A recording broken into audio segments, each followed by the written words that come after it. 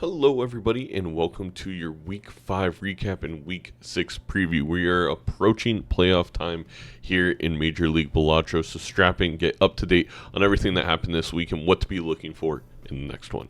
Game 1 of the week featured Balenos Bear, currently in second place in the Onyx division, and Gothic Lord UK Gothic in 6th place, looking to try and make a run for the playoffs after a big win a couple weeks ago. And this game was never going to be easy for Gothic Lord UK, but on the first matchup of Plasma deck White Stake, Bear did a phenomenal job of finding a red seal with the Photo Chad build, which just puts up a metric ton of points on the Plasma deck, and that was really just due to an economic difference. Then we went to Orange Stake Painted deck, which is kind of a brutal combination, and despite a beautiful set of multiplayer jokers of Cavendish, Idol, Smiley Face, and the family for Gothic, they were unable to make it out of the blinds, and Bear's kind of build of just making sure they were surviving is what led to the victory. There's just not enough econ to get the Idol going, enough deck manipulation to do so. And then finally, Bear wins the match on Ghost deck. White Stake got the golden ticket going with a retrigger build of Bloodstone and Dusk. Once you get that golden ticket going and you're making all that kind of money, you're going to see all kinds of jokers your opponent does not. And the Vagabond and the deck manipulation for Gothic was just simply not enough. So Bear takes a 3-0 and for the time being took first place in the Onyx division. Our second game of the week was also in the Onyx division with our two newcomers. We had Rarran versus HC Justin. Rarran competing for a playoff spot, Justin looking for their first win on the season. And our first battleground was Yellow Deck White Stake, in which Justin was actually sitting pretty for quite a bit of the match, but Rarran was doing a phenomenal job building economy. They were able to find an idol, the photograph, and the biggest difference, the Red Seal Glass Queens. All 5 of them in this final hand was able to put up E16, and the Photo Chad build that Justin was writing on early was not enough to finish the job. Game 2, we went to Plasma Deck White Stake, and I think Justin did a much better job this time of knowing when to pivot off of chips. I was kind of critiquing that last time out, and all in all, I think Justin played this game extraordinarily well. Rarran still comes out with the victory, but we saw some really good growth out of Justin in terms of when the pivot to the Molt was doing pretty nice. But again, it was kind of an economic difference where Rarran was able to get all the retriggers with Glass Kings there with Sock and Dusk. Our final game was Ghost Deck White Stake, everyone's favorite playground, and a blueprint showed up with a Bloodstone, Dusk, and a Photo Chad build, but again, most importantly, Red Seal Glass for Justin. Rarran actually, for Rarran, Justin had 3 photos in a blueprint. They were unable to find any retriggers. I actually think the moves that Justin made a ton of sense. The only thing Justin was lacking was a way to retrigger all of the X-Mult. But again, Rarran is going to take this one in 3-0.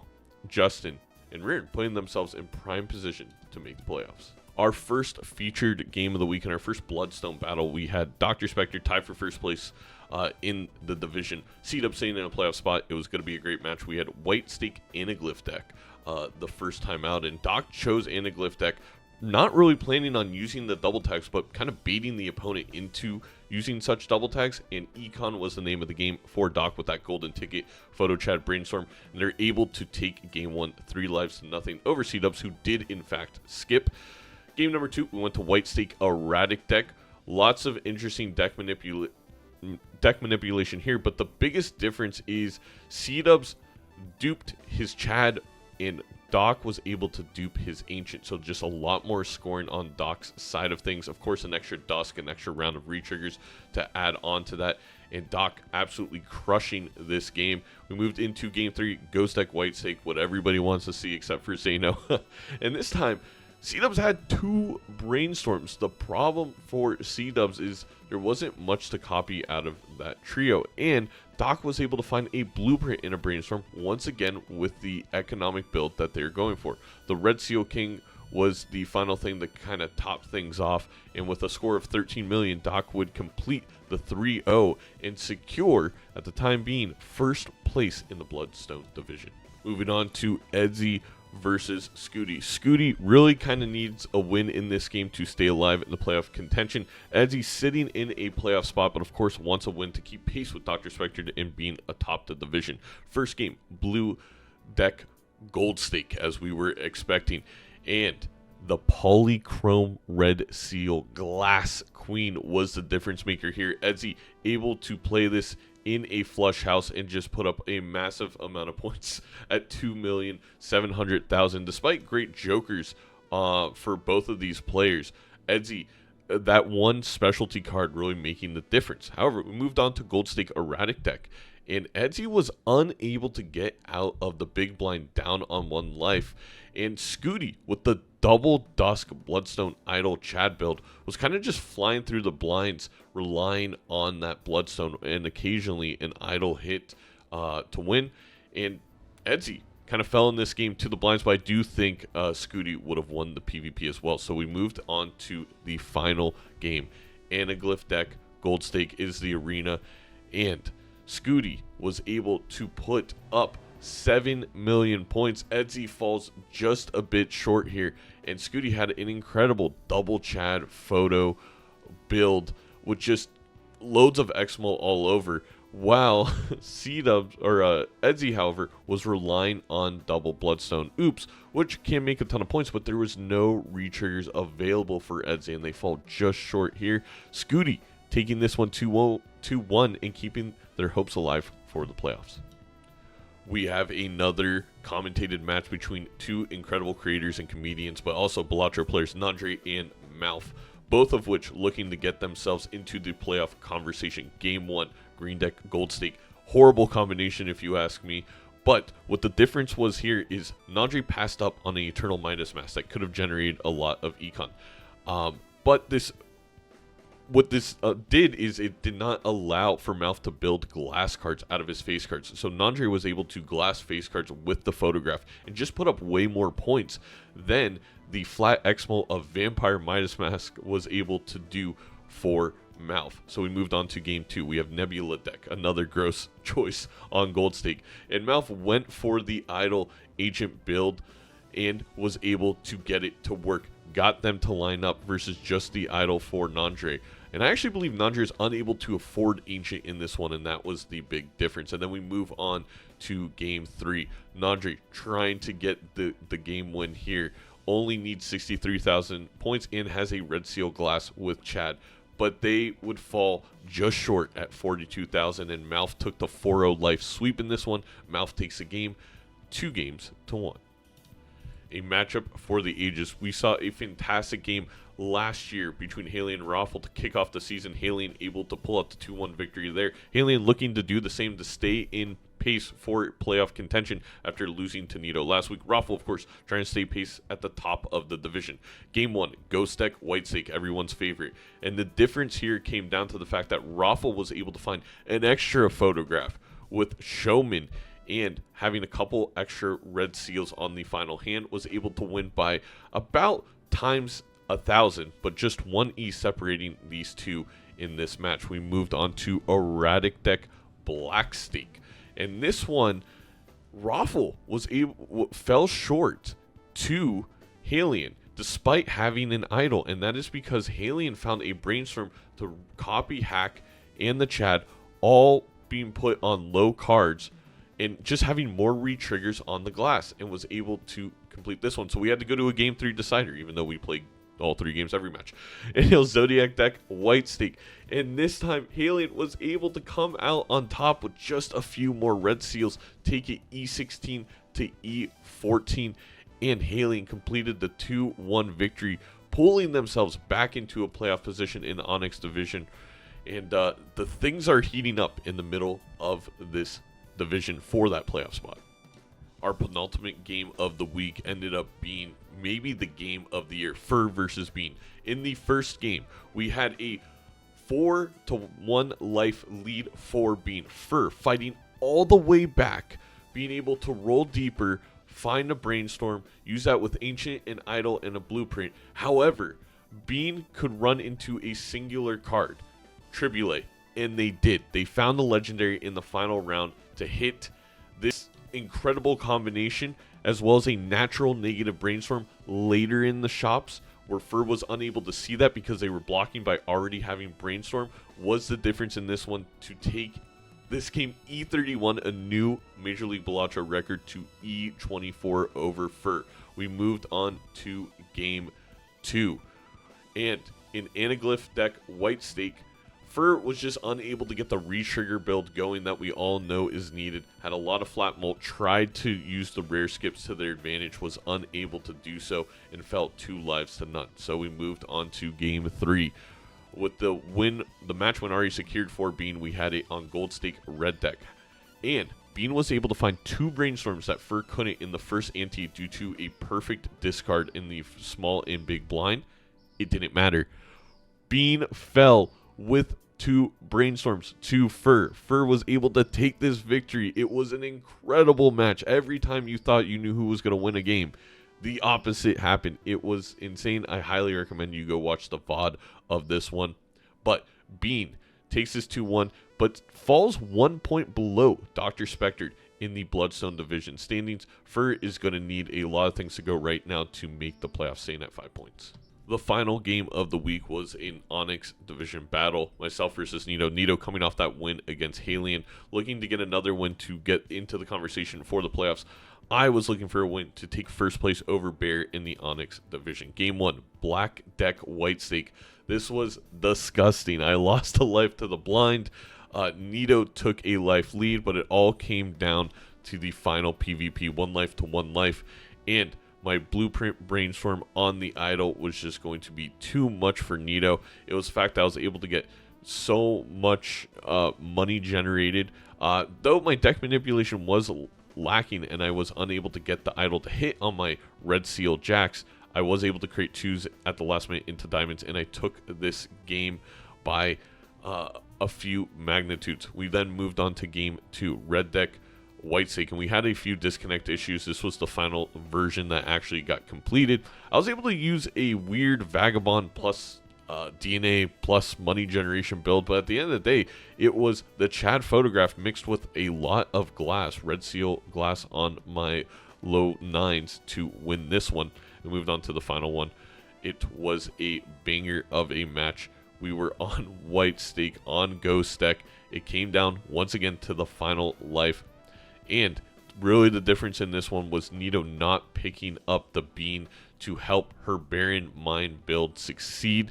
I, funny enough, had the bean despite not really working with the chariot cards, but I was able to steal everything in hand, and I was able to win with a score of E13 and take this one 3-0 over Nito. So we take a look at the standings heading into the penultimate week of week 6, and I hold first place in the Onyx division with a 2-point lead over Balenospear, sitting at 17 points. Roffle and Rarran round out the playoff spots at 13 and 12. Halion fighting their way back into that 5th place spot.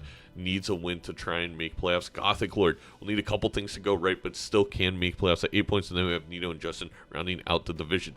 In the Bloodstone division, we have Dr. Spectre, who just took first place. Despite losing to Bean earlier in the season, has done a masterful job of just not losing a single round and has garnered 16 points. Bean at 15 points, and then Edsy also in a playoff spot, but at risk at losing that at 11 points. And then we have a tie for the final playoff spot right now between C, Dubs, and Mouth. Scooty still has a great chance at a playoff spot with 8 points after that win against Edsy, and then Nandre and Fur round out the division, but both of them still have a chance at making playoffs. Things just need to go extremely right for that to happen. And now for your schedule for week 6. We have the first game of the week, myself versus Halion at 5 p.m. Eastern on Monday, September 22nd. Don't miss it. Halion needing a win to keep pace for playoffs. Myself trying to win this Onyx division. Then we have what I am deeming Super Tuesday. We have 4 games, all within 4 hours of each other. First one, Balenospear versus Rarran. Huge playoff implications in that one. Roffle versus Gothic Lord UK. Gothic fighting to keep their playoff hopes alive. And Roffle, you know, if they drop this game, they could be missing playoffs. Nito versus Justin at 3 p.m. Eastern. And then finally at 5 p.m. Eastern, Nandre versus Edzy. A game I am 100% casting. If I am able to get off work a little bit early, I will be doing kind of like a quad box thing for the earlier games, just keeping track of everything on stream. It would be really fun. On Wednesday, September 24th, we have Scooty versus Dr. Spectre. A ton at stake there. If Doctor wants to continue to keep pace with Bean, they probably need to win every game here.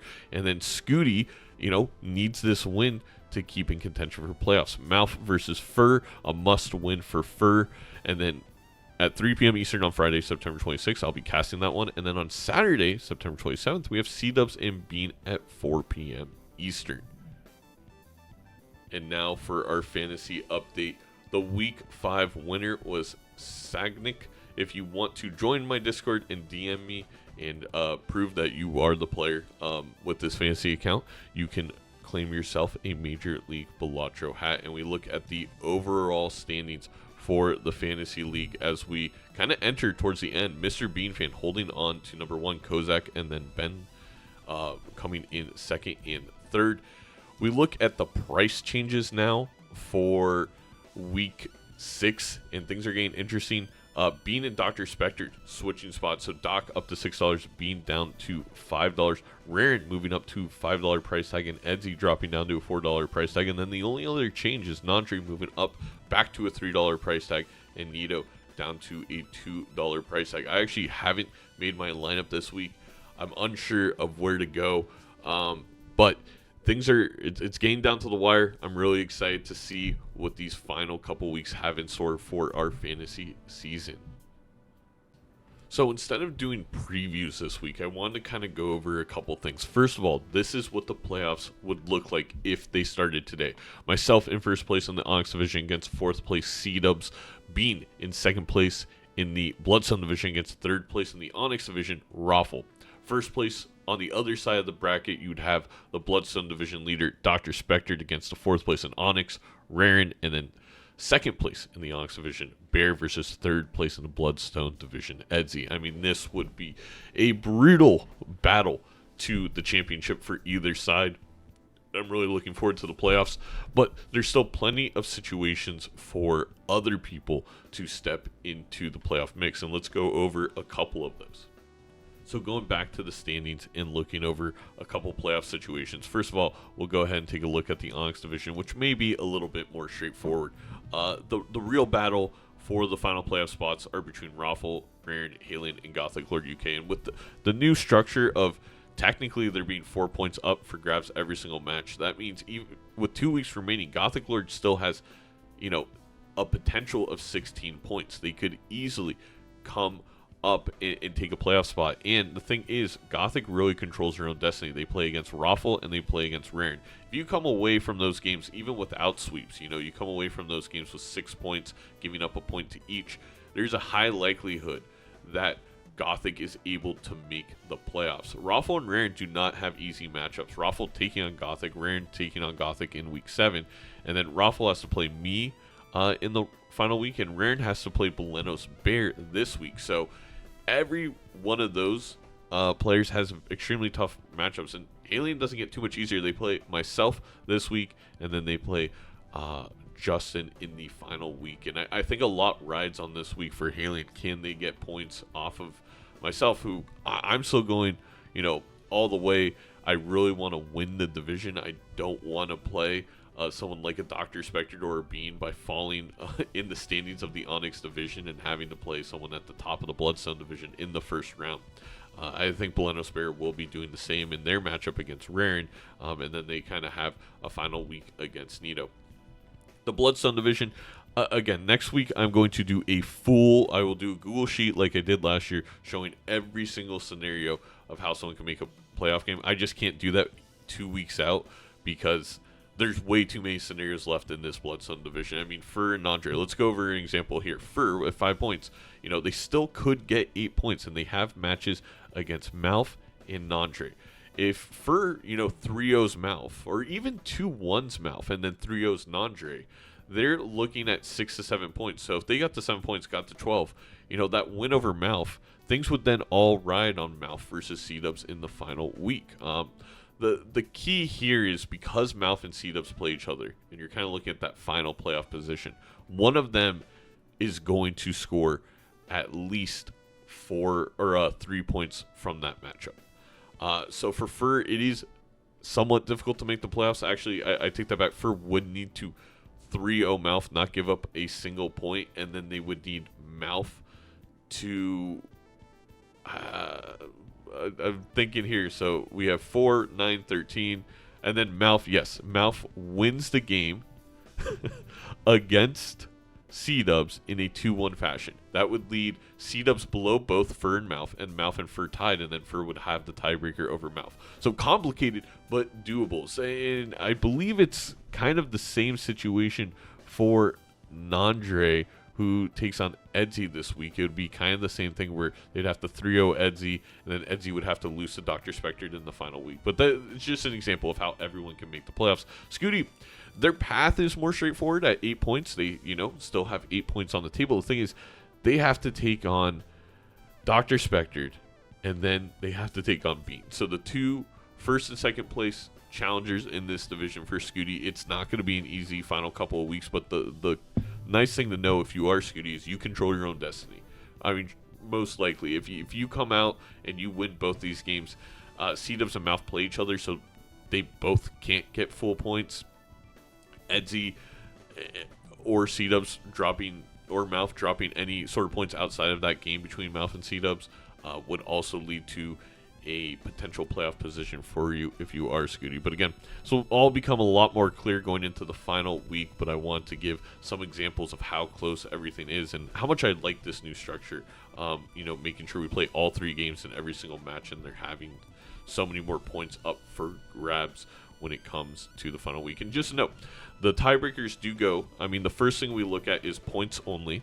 Then we look at the head-to-head matchup, and if there's a 3-way tie, we look at the head-to-head point count, including all games with those players. So if myself, Bear, and Roffle all tied in first place, we would look at who scored the most points in the games between myself and Bear, myself and Roffle, and then Bear and Roffle. If somehow that is also tied, we will go to match wins. If that is also tied, we will go to lives remaining in the games between us. We actually had to do that last season, I believe, for one of the divisions. But we're hopefully not going to get that deep in the tiebreaker again, because there's just so many more points up for grabs. There's going to be bigger differentials. But that's going to wrap it up for this video. Thank you so much for watching. You're going to be in for another great week of games, and then we're in our final regular season week already. So thank you so much for making this another successful season, and we still have some great Balatro left to play. I can't wait for the playoffs, and I'll see you again next Sunday, doing this exact video all over again.